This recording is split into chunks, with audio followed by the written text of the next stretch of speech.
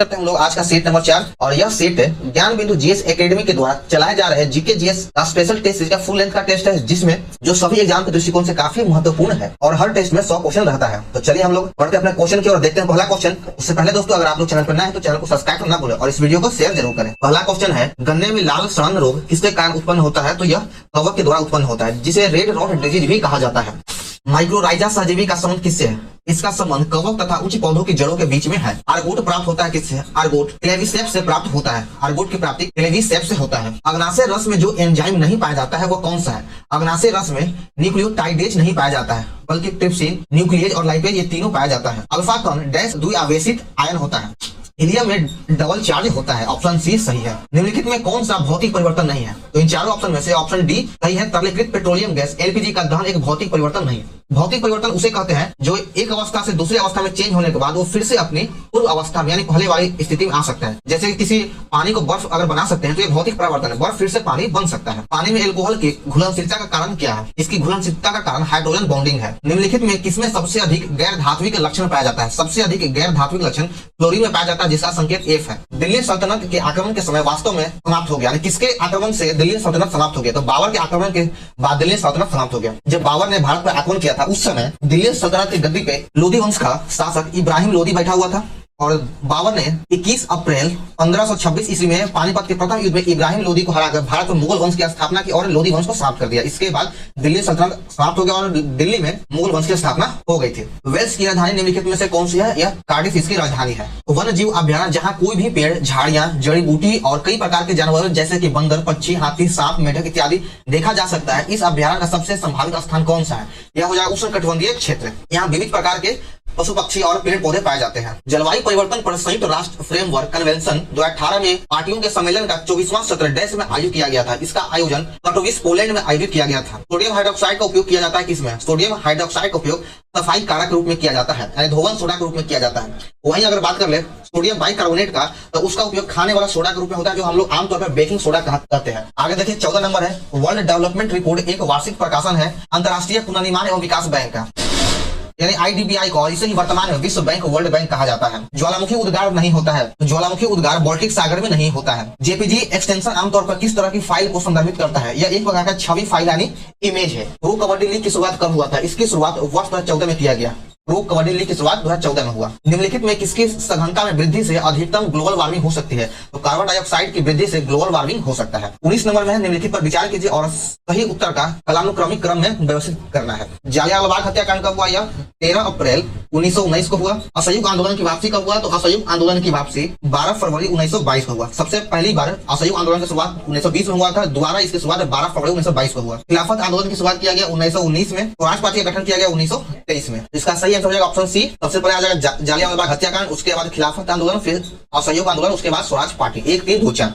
निम्नलिखित में कौन सा जोड़ा गलत है? ह्वेन सांग कहाँ था? चीन का, बिल्कुल सही है। इवन बतूता मोरक्को का था, यह भी सही है।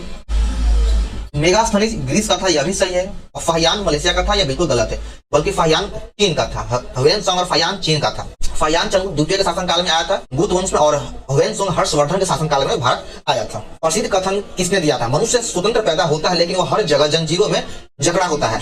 तो यह जो कथन है यह रूसो का कथन है कि मनुष्य स्वतंत्र पैदा होता है लेकिन वो हर जगह जंजीरों में जकड़ा होता है। तो देखिए इसका ऑप्शन यहाँ पे है रूसो। अवतल दर्पण के उपयोग के संदर्भ में निम्नलिखित कथनों पर विचार कीजिए कि किसके द्वारा आंख, कान, नाक तथा गले का निरीक्षण करने के लिए इसका उपयोग किया जाता है? बिल्कुल सत्य है। वाहन चालकों के पीछे देखने के लिए वाहन के साइड मिरर में इसका उपयोग किया जाता है? बिल्कुल गलत है। साइड मिरर के रूप में उत्तल दर्पण का उपयोग करते हैं। तो केवल एक सत्य है। निम्नलिखित कथनों पर विचार कीजिए। श्वेत प्रकाश 7 वर्णों का मिश्रण है। इन धनुष भी 7 वर्णों से मिलकर बना होता है। तो उपयुक्त कथन में कौन सा गलत है? तो ये दोनों कथन सत्य है। तो गलत कोई भी नहीं है, ना तो 1 और ना ही 2। आइए सूची 1 और 2 को मिलान करना है। सूची 1 में धातु और गुणधर्म दिया गया है। तो सोडियम को चाकू से आसानी से काटा जा सकता है। पारा कमरे के ताप में द्रव अवस्था में पाया जाता है। चांदी जो है विद्युत का अच्छा सुचालक है और सीसा उष्मा का कुचालक है। इसका सही हो जाएगा ऑप्शन सी 4, 2, 1, 3। जब प्रकाश एक सघन माध्यम से विरल माध्यम में प्रवेश करता है तो इसकी गति पर क्या प्रभाव पड़ता है? जब प्रकाश सघन माध्यम से विरल माध्यम में जाएगा तो इसकी प्रकाश गति बढ़ जाती है। अपने कक्ष में एक उपग्रह पृथ्वी के चक्कर लगाता रहता है, वह ऐसा निम्न में से किस कारण से करता है? यह ऐसा केंद्राभिमुख बल के कारण होता है। ध्वनि तरंगे निम्नलिखित में से किससे होकर नहीं गुजर सकती है? ध्वनि तरंगे निर्वात में रखी लकड़ी का खोखला पाइप से नहीं गुजर सकती है। यदि आर प्रतिरोध का तार पिघलाया जाता है उसकी लंबाई के आधे भाग में ढाला जाता है तो तार का नवीन प्रतिरोध कितना होगा? इसका नवीन प्रतिरोध R/4 होता है। सिहावल एक पुरास्थल है। यह निम्न पूर्व पाषाण संस्कृति का सिहावल निम्न पूर्व पाषाण संस्कृति का एक स्थल है। चंद्रगुप्त मौर्य के शासनकाल में पाटलिपुत्र का प्रशासन एक समिति द्वारा संचालित होता था जिसके सदस्यों की संख्या 30 थी।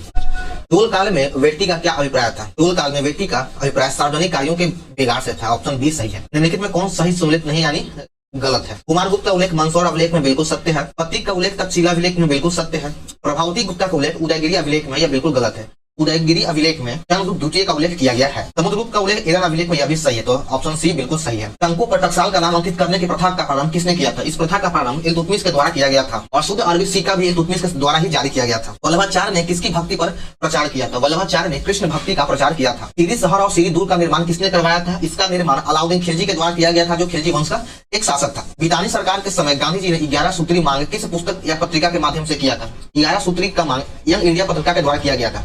और बल्कि अगर आप देखें तो चारों जो पुस्तक वो महात्मा गांधी का ही है। Navjivan, the Indian opinion, Harijan, young India Mahatma Gandhi की ही पत्रिका है। लेकिन 11 सूत्रीय मांग यंग इंडिया में प्रस्तुत किया गया था। अपने किसी कार्यकारिणी कमेटी में कांग्रेस ने भू स्वामित्व को समाप्त करने की नीति अपनाई थी, तो यह कार्यकारिणी कमेटी 1937 में अपनाया गया था। मैडम कामा ने वर्ष 1907 में पेरिस में आयोजित अंतर्राष्ट्रीय सोशलिस्ट सम्मेलन में राष्ट्रीय ध्वज फहराया था। नहीं, ये बिल्कुल गलत कथन है।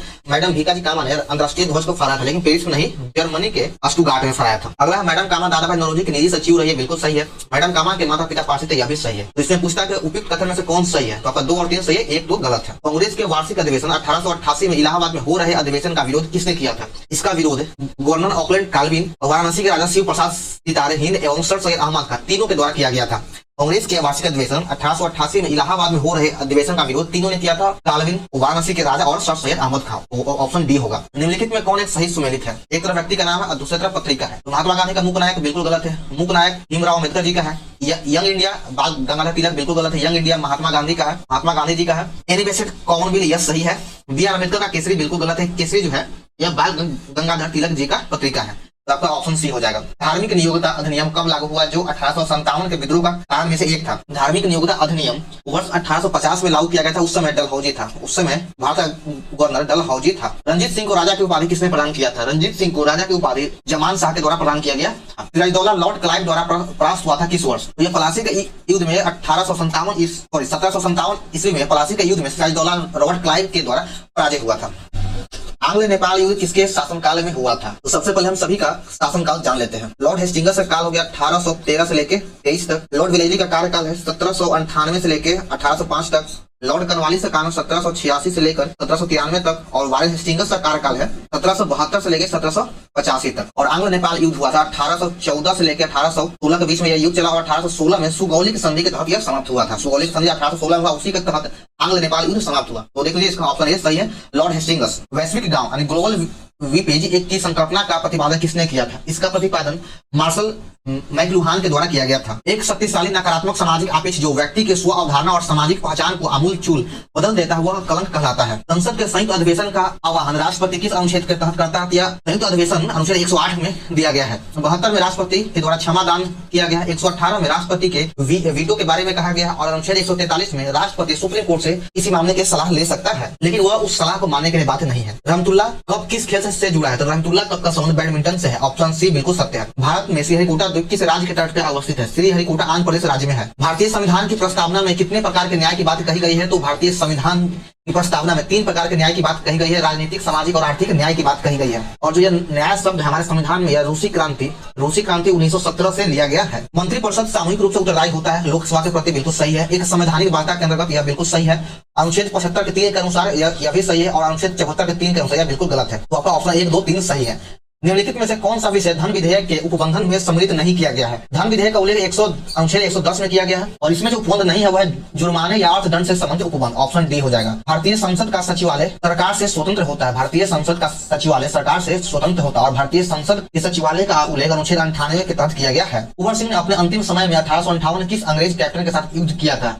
तो इन्होंने अपने अंतिम समय में ली ग्रांट के साथ युद्ध किया था और इनका अंतिम युद्ध था 23 अप्रैल 1858। अकबर ने बंगाल तथा बिहार को मुगल साम्राज्य में कब मिला लिया था? इसने बंगाल और बिहार को 1576 ईस्वी में मुगल साम्राज्य में मिला लिया। गंडक नदी बिहार में किस स्थान पर गंगा से मिलती है? तो यह पटना के नजदीक मिलती है। अगर यहाँ एक्यूरेट बात किया जाए तो यह सोनपुर के निकट गंगा में अपना जल को प्रवाहित कर देती है। मिश्रित अर्थव्यवस्था का क्या तात्पर्य है? इसकी तात्पर्य यह है कि निजी एवं सार्वजनिक दोनों क्षेत्रों की विद्यमान होना। तो भारत में एक मिश्रित अर्थव्यवस्था है। इस अर्थशास्त्री ने भारत में सबसे पहले वैज्ञानिक दृष्टि से राष्ट्रीय आय की गणना किया, तो यह गणना V.K.R. राव के द्वारा किया गया था। भारत में धीमी कृषि विकास के गति के लिए निम्नलिखित में कौन प्रभावी कारण है? ग्रामीण निर्धनता इसका मेन कारण है।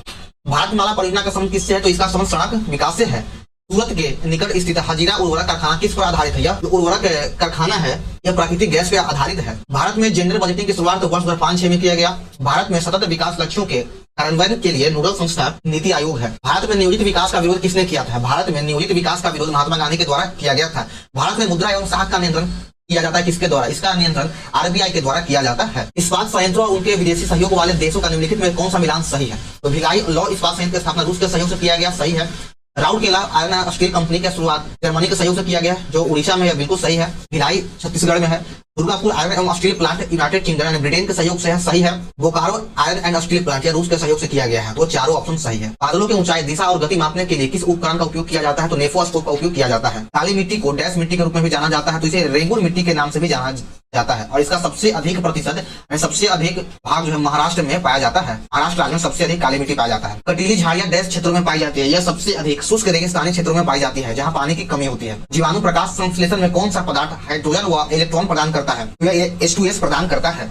पारिस्थितिकी पिरामिड का विचार सबसे पहले रखने वाले वैज्ञानिक का नाम क्या है? तो इसका नाम चार्ल्स एल्टन है। जीव द्रव्य के पृथक्करण एवं संयोजन से संबंधित वनस्पति विज्ञान की शाखा क्या कहलाती है? तो वह टिश्यू कल्चर कहलाता है। तिरुपति विश्व के अनेक क्षेत्रों को निम्नलिखित वस्तुओं में से किसके निर्यात के लिए प्रसिद्ध है? तो यह बुने हुए वस्त्र के निर्यात के लिए प्रसिद्ध है। PNR 381 एक उन्नत किस्म है, किसका है? तो धान का है। बेंजीन क्या है? तो बेंजीन एक गैसीय प्रदूषक है। क्यूनिक युद्ध डैश के मध्य लड़ा गया था? क्यूनिक युद्ध रोम और कॉर्थेज के मध्य लड़ा गया था। चलिए आगे बढ़ते हैं। यहाँ पे प्यूनिक युद्ध रोम और कॉर्थेज के बीच लड़ा गया था। 1791 में महिला एवं महिला नागरिक अधिकार घोषणा किस महिला ने तैयार किया था? तो यह जो तैयार किया गया था यह घोषणा पत्र ओलंपस दे गार्जेस के द्वारा तैयार किया गया। 78 नंबर है, प्रथम मुख्य सूचना आयुक्त कौन थे? प्रथम मुख्य सूचना आयुक्त वजहत हबीबुल्लाह थे। निम्नलिखित में कौन सा कथन असत्य यानी गलत है? गगनयान के अंतर्गत भेजे जाने वाले मानव युक्त अंतरिक्ष मिशन का नाम H1 मिशन है, सही है। यूरोपीय संघ की गैलीलियो परियोजना संचार में संबंधित है, यह बिल्कुल सही है। भारत का प्रथम मौसम सैटेलाइट कॉटेस 1 है, यह गलत है। ऑप्शन सी आपका गलत है। भारत का प्रथम मौसम सैटेलाइट कल्पना 1 है, ना कि कॉसेट 1।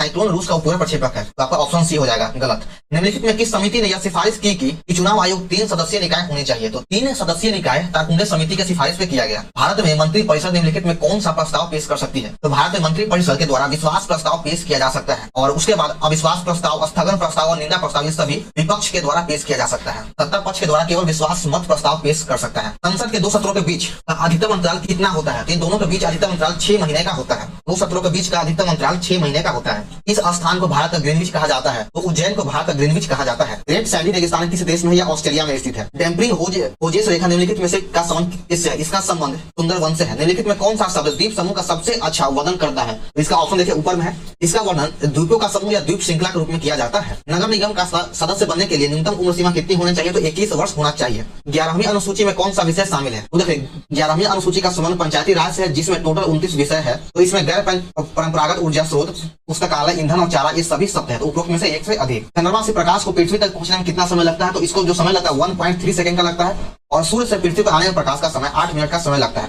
टिपिंग कौन सी प्रक्रिया है? यह एक प्रकार का सॉफ्टवेयर प्रोग्राम में त्रुटि की जांच करने की एक प्रक्रिया है। कर्नाटक का कंबला त्योहार किससे संबंधित है? इसका संबंध भैंसों के दौड़ से है। कर्नाटक का कंबला त्योहार भैंसों का एक दौड़ से है। महिलाओं ने पहली बार किस वर्ष में ओलंपिक खेलों की सभी प्रतिस्पर्धाओं में हिस्सा लिया था? तो इसने सबसे पहले 2012 में हिस्सा लिया था। कंबोडिया का प्नोम यानी नामपेन शहर किस नदी के किनारे बसा हुआ है? तो यह मेकांग नदी के किनारे बसा हुआ है। महान चित्रकार होने के साथ साथ राजा संसार चंद्र का किस शैली से संबंध? इनका संबंध कांगड़ा शैली से है। अभियंता दिवस जिनके जयंती के अवसर पर मनाया जाता है उनका नाम क्या है? तो अभियंता दिवस एम विश्वरैया के जयंती पे मनाया जाता है 15 सितंबर को। कब? तो 15 सितंबर को मनाया जाता है। तो विश्व वन्य जीव कोष वर्ल्ड वाइल्ड लाइफ फंड का प्रतीक क्या है? इसका जो प्रतीक है वह है लाल पांडा। नोवेल म्यूजियम विश्व में कहाँ स्थित है? नोवेल म्यूजियम विश्व के स्कॉटलैंड में स्थित है। तब डॉग पैडक, स्नो कॉर्लिंग, ग्लाइडिंग और टटल स्टोक किस खेल के साथ जुड़ा हुआ है? इसका संबंध तैराकी से है। भारतीय थल सेना कितने कमान में संगठित की गई? भारतीय थल सेना 7 कमानों में बांटा गया है। ओलंपिक ध्वज के संदर्भ में कौन सा सुमेलित नहीं है? तो देखिए, यूरोप का नीला रंग है, एशिया का पीला रंग सही है, हरा ऑस्ट्रेलिया का यह भी सही है, और काला जो है ऑस्ट्रेलिया का नहीं है, बल्कि काला दक्षिण अफ्रीका का है। दक्षिण अफ्रीका का रंग काला है। और एक और रंग होता है वो लाल रंग अमेरिका का है। इसको याद रखिएगा।